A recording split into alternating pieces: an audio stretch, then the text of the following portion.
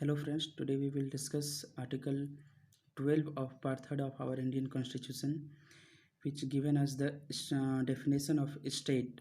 Many times when you study fundamental rights, you uh, interact with a word that is state. So what is the ground for that state? How can we declare that which one comes under a state? State means that not a state that Bihar, Bengal, UP, Delhi. This is not a state. This is a state for the country, but for our purpose of study of fundamental right, this is not a state. So what are that states? Let us discuss in this video.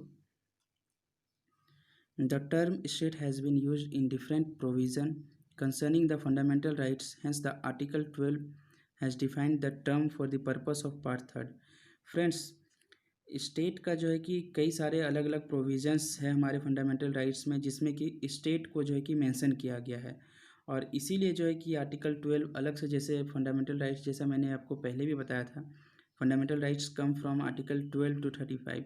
सो उसी के लिए जो है कि article number 12 जो है ये state के डेफिनेशन को प्रोवाइड करता है ताकि पार्ट 3rd को समझने में आसानी हो। According to it, state includes the following. States जो है कि ये 4 चीज़ों को कवर करता है फ्रेंड्स। ये चारों क्या हम लोग वन बाय वन डिस्कस करते हैं।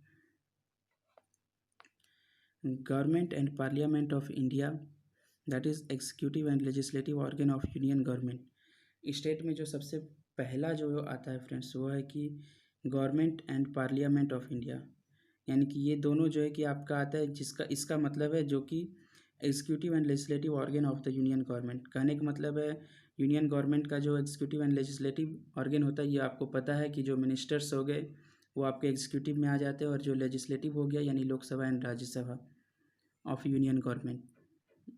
नंबर 2 आता है government and legislature of state, that is executive and legislative organ of state government. कहने का मतलब है फ्रेंड्स, देखिए सेंट्रल गवर्नमेंट और स्टेट गवर्नमेंट दोनों के जो है कि आ गए आपको एक तरह से।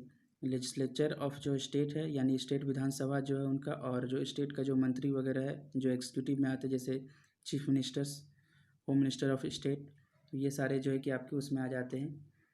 सो ये 2 एस्पेक्ट्स हो गए आपके स्टेट के लिए। एंड जो तीसरा एस्पेक्ट्स हो जाता है स्टेट के लिए, all local authorities, that is municipalities, panchayat, district board, improvement trust, ETC, ये सारे भी आपके स्टेट्स में आएंगे। म्यूनिसपैलिटीज़ हो गया यानी नगर निगम हो गया, या पंचायत हो गया, डिस्ट्रिक्ट बोर्ड हो गया, इम्प्रूवमेंट ट्रस्ट हो गया, ये सारे भी आपके स्टेट्स के अंदर में आते हैं।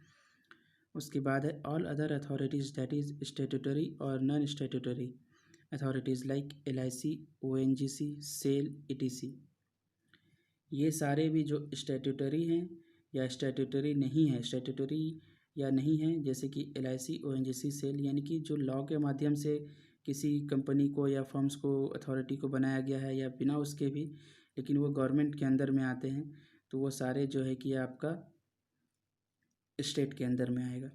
Thus, the state has been defined in a wider sense so as to include all its agencies. It is the action of these agencies that can be challenged in the court as violating the fundamental rights. कहने का मतलब है friends, ये सारे जो आपके states के अंदर में आएंगे, यदि इनमें से कोई भी जो है कि फंडामेंटल राइट्स को वायलेट करता है, तो ये कोर्ट ऑफ लॉ में जो है कि इनका जवाबदेही होगा। इन्हें जो है कि आप जुडिशियल रिव्यू के लिए भेज सकते हैं। According to the Supreme Court, even a private body or agency working as a instrument of state falls within the meaning of state under article 12। यानी कि कोई प्राइवेट बॉडी या एजेंसी भी है जो कि इंस्ट्रूमेंट ऑफ स्टेट के रूप में काम कर रहा है, यानी कि स्टेट को, ये जो ऊपर में हमने 4 ग्राउंड मेंशन किए, इन चारों के सपोर्ट में भी यदि कोई काम कर रहा है, तो वो भी जो है कि आपको आर्टिकल 12 के डिफिनेशन ऑफ स्टेट के अंदर में आएगा, यानी उसके अगेंस्ट भी आप जो है कि वर्क कर सकते हैं। सो ये एक आपका डेफिनेशन ऑफ स्टेट आर्टिकल 12 रहा, and I hope this will be helpful for you. And if you want, you can pause this video and take a screenshot of these 4 points which is very important for you. Okay, thank you very much for watching this video, and if you have any doubt regarding this or any other topic, you can mention it in your comment box. And thank you very much for watching this video.